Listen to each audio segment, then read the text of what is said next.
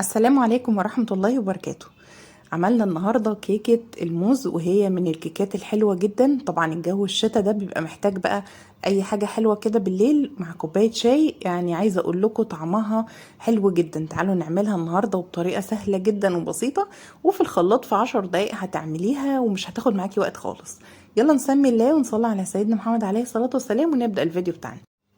بس ما ننساش بقى اللايك والاشتراك في القناة وتفعيل الجرس. في البداية كده جبت 3 بيضات في الخلاط، وهنبدأ ننزل عليهم بكوباية من السكر. وطبعا السكر ده دايما بقول لكم ان هو اختياري، حابين تزودوا او تقللوا براحتكم. وبعد كده هنجيب بقى حبايتين من الموز. يكون يفضل بقى الموز بتاعك يكون طري شوية، اللي هو مسكر كده. بلاش تجيبوا الموز اللي هو بيبقى ناشف، لانه طبعا ما بيبقاش مسكر فمش هيدي نتيجة حلوة يعني. فانا جبت موز بيبقى طري شويه. هننزل بقى بحبايتين من الموز. وبعد كده كل ده في الخلاط. يعني عايزه اقول لكم ان هو الكيك ما اخدش معايا دقيقتين 3 بالظبط. المهم بقى نزلت بقى بالموز. وبعد كده طبعا عشان بس في البداية كده قبل ما بدأت أعمل الوصفة، شغلت الفرن على درجة حرارة 180، والشبكة طبعا في النص، وقفلت الفرن عشان يسخن كويس جدا عشان يديكوا نتيجة للكيك حلوة جدا. وبعد كده نزلت بقى عليهم بباكت من الفانيليا ومعلقة من الخل. ومعلقة الخل دي مهمة جدا، لان طبعا بتساعد على ان الكيك يبقى هش شوية، وفي نفس الوقت لو في زفارة برضو في البيض بيضيع اي ريحة زفارة خالص. ومش هننسى طبعا رشة الملح بتاعنا. خلاص، هي دي المكونات اللي احنا هنحطها دلوقتي. بس تعالوا بقى الاول هنعمل خطوة جانبية كده. طبعا حطيت بس باكت كمان من الفانيليا لان حسيت ان هو قليل. تعالوا بقى للخطوة التانية، وهي كوباية من الحليب السخن، مش مغلي، يعني تكون كوباية الحليب شايفين فيها بخار كده شوية. هي كوباية الا ربع. تمام، هنكمل بقى الربع ده. حطيت مكعبين من الزبدة. طبعا الزبدة يعني ايه متماسكة شوية، فانا عشان كده مسخنة اللبن بتاعي عشان طبعا يسيح معايا الزبدة. وبعد كده هننزل عليهم بعد بقى المكعبين من الزبدة دول، هننزل عليهم نكمل بقية الكوباية بالزيت. خلاص، يعني انا كده حطيت كوباية يعني الا ربع الا حاجة بسيطة كده، وبعدين كملت بقى الكوباية كلها بالزيت. يعني ما ضفتش اكتر من ربع كوبايه من الزيت او الماده الدهنيه، زيت على الزبده، يعني ربع كوبايه او زياده حاجه بسيطه. خلاص، هنقلب بقى كده كويس. طبعا انا بمجرد ما حطيت الزيت والزبده برد معايا الحليب شويه. هننزل بقى بالكوبايه دي على المكونات، باقي المكونات بتاعتي، ونضرب بقى في الخلاط كويس جدا. خلاص لحد بقى ما ندوب السكر خالص ويبقى الخليط معايا يعني لونه فاتح شوية. هو مش هيبقى فاتح، خلي بالكوا حتى الكيكة غامقة شوية، لان طبعا الموز من الحاجات اللي هي بتبقى غامقة. يعني ما تنتظروش ان الكيك يبقى فاتح زي مثلا اي كيكة تانية ممكن تعملوها. خلاص، ضربت بقى المكونات دي كلها كويس جدا بالشكل اللي انتوا شايفينه ده. وقبل ما نضيف باقي المكونات هنجيب الصينية بتاعتنا او القالب بتاعنا اللي احنا هنعمل فيه، هنخبز فيه. هنحط فيه شوية من الزيت، وبعد كده هنبدره طبعا بالدقيق علشان طبعا يبقى ايه يعني ما الكيك يطلع معانا بسهولة. بس انا حطيت بقى بعد ما عملت كده. بص، اهم حاجة بقى نبدر بالدقيق كويس جدا، ونقلب بقى الصينية بتاعتي كده لحد ما نغلف الصينية كلها بالدقيق. وبعد كده اي زوايد بقى من دي نفضيها. هنجيب بس ورقة من الزبدة نحطها تحت عشان طبعا نعرف نقلب الكيك يتقلب معايا بسهولة. في قاع الصينية كده حطيت بس ورقتين من الزبدة كده بالشكل ده.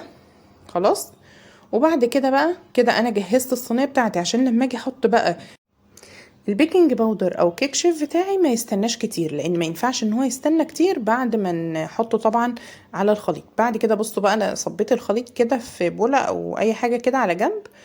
وبعدين هننزل بقى هنجيب كوبايتين من الدقيق ونحط عليهم باكو من الكيك شيف. انا حطيت الباكت كله، يعني زي ما قلت لكم لان دي كيكه الموز بتبقى تقيله شويه، مش زي الكيك العادي. الكيك العادي بنكتفي ان احنا بس ممكن نحط معلقه بس من الكيك شيف.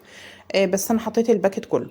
ونقلبه بقى كويس جدا على كوبايتين الدقيق بتوعنا. وبعدين ننزل بقى بالدقيق بتاعي معايا بقى مضرب سلك في ايدي كده، ومش هياخد طبعا حاجة، يعني هنقلب بس بسرعة كده وننزل بقى بالدقيق بتاعي على المكونات السائلة. حسيته بقى في المرحلة دي، لو حسيته ان هو محتاج يعني تقل معاكم شوية، ممكن نضيف شوية من الحليب زي انا ما هعمل. حسيت ان الخليط تقل شوية معايا، ضفت يعني اقل من ربع كوبايه من الحليب كمان، وهنقلب بقى كويس جدا. تمام كده بقى القوام حلو جدا معايا، هو ده القوام اللي انا عايزه اوصل له. وبعد كده بقى هجيب الصينيه بتاعتي بعد ما قلبته بقى واتاكدت ان كل حاجه امتزجت كويس، هجيب الصينيه بقى وابدا اصب فيها الخليط الكيك. شايفين قوامه؟ هو ده قوام الكيك المظبوط يا جماعه، اللي تطلع معاكم هشه في اي كيك. ممكن في اي كيك بتعملوها يعني لازم يبقى هو ده قوامه. حسيتوا ان هي تقيله يبقى هنزود شويه من الحليب، حسيتوا ان هي خفيفه ممكن نزود شويه من الدقيق، على فكره ما بيأثرش خالص في الوصفه. المهم بقى جبت بقى شوكليت شيبس كده وابتديت ان انا احطه على الوش. بس طبعا هو للاسف يعني نزل معايا في قاع الصينيه لان الكيكه كانت خفيفه شويه. بس مش مشكله يعني، هو برضو اداني نتيجه حلوه وطعم حلو في الكيكه من تحت. نديها بس خبطتين كده وانا مشغله الفرن زي ما قلت لكم على درجه حراره 180. هنبدأ بس ان احنا ايه يعني نعمل كده في النص خطوط كده علشان الكيكة تطلع كلها متساوية، ما يبقاش في جزء عالي وجزء يعني واطي. ماشي. بستيك كده او بسباتيولا. بصوا شايفين متساويه ازاي؟ طالعه متساويه بسبب الحركه دي. حطيتها بقى في الفرن على درجه حراره 180، بتقعد معايا يعني 30 ل 40 دقيقه كده، وبتلاقوها بدات تاخد لون من تحت. بعد كده ممكن نشغل الشوايه في اخر دقيقه ولا حاجه لحد ما تاخد لون، بس تتاكدوا ان هي من النص مستويه خالص. اهو شايفين بقى الشوكليت شيبس طبعا نزل تحت، بصوا بالشكل ده. بس هي طبعا بصوا قلبتها بقى، شايفين شلت بقى ورقة الزبدة واتقلبت بسهولة جدا. بس عايزة اقول لكم كان طعمها حلو قوي، جربوها وان شاء الله هتعجبكم. قدموها بقى كده مع اي حاجة بقى، شاي بلبن، كوباية شاي كده، يعني عايزة اقول لكم حلوة جدا. اي حد جربها يعني اعجب بيها بصراحة. جربوها بقى وان شاء الله هتعجبكم. بس شايفين بقى، عايزه اوريكم بس من جوه شكلها عامل ازاي. بس زي ما قلت لكم هي مش من الكيك اللي بيبقى هش قوي، هي كيكه بتبقى يعني تقيله شويه عشان طبعا الموز اللي احنا حاطينه. او بصوا اوريكم بس من جوه، سمي الله كده بقى ونبدا نقطعها. بس هي طبعا كانت سخنه شويه، بس احنا لازم نسيبها طبعا تهدى شويه قبل ما نقلبها كمان عشان تتقلب معاكم بسهوله. يعني لازم تسيبوها تهدى شويه، ما تطلعوهاش من النار وتقلبوها على طول خلاص عشان تتقلب معاكم وتطلع معاكم سليمه كده بالشكل اللي انتوا شايفينه ده. هنجيب بقى نطلع قطعه كده. بصوا بصوا الجمال بقى ما شاء الله. شايفين؟ اهو ده اللي انا بقول لكم عليه. هي بصوا هشه، بس في نفس الوقت مش اللي هي الهشاشان بتاع اي كيكه بنعملها. بس كده وخلصت وصفة النهاردة. وان شاء الله هعمل لكم وصفات كتير تنفع معاكم طبعا لرمضان، وحاجات من الوصفات الحلويات السهلة السريعة اللي ان شاء الله ما توقفوش في المطبخ كتير عشان تعملوها. كل سنة وانتم طيبين ورمضان كريم عليكم. وبس كده، وما تنسوش بقى تشتركوا في القناة وتفعلوا الجرس ونضغط اعجاب للفيديو. السلام عليكم ورحمة الله وبركاته.